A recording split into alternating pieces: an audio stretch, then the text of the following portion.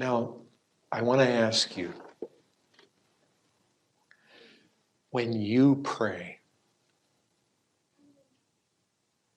do you see this reality? I'm asking you, do you have a pattern of answered prayer in your life? Is there a reality? Does God say, "Here I am," when you pray? Have you seen that reality?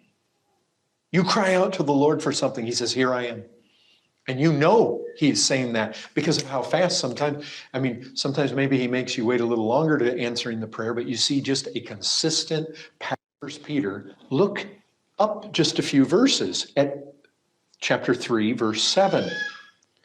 Husbands, likewise husbands, live with your wives in an understanding way, showing honor to the woman as the weaker vessel, since they are heirs with you of the grace of life. Here's what I want you to see, so that your prayers may not be hindered. If you don't think that as Christians, unrighteousness hinders your prayers, you better read that right there. Men, you want to hinder your prayer life? Just don't live in the right way with your wife. Righteousness and prayer are connected.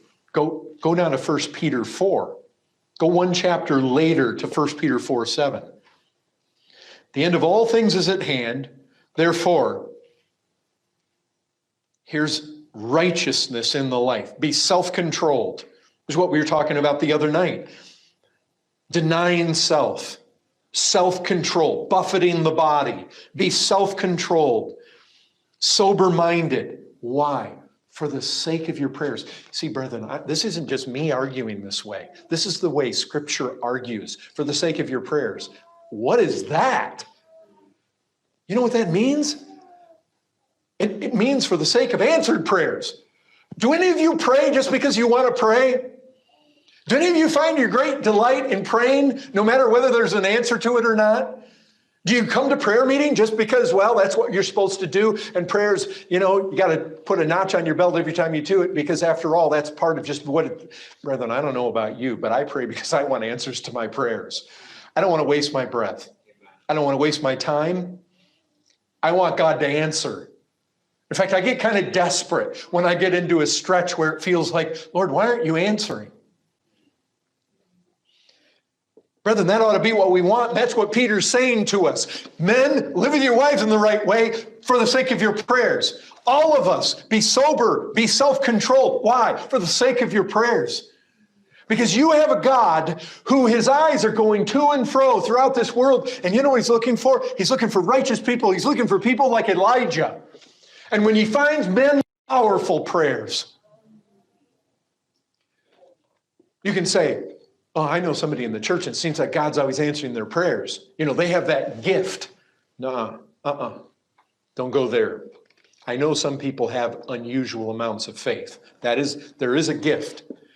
But if you see somebody else in the church that it seems like their prayers are being answered, I suspect what you'll really find is not that they have a greater gift, but that they have greater righteousness in their life.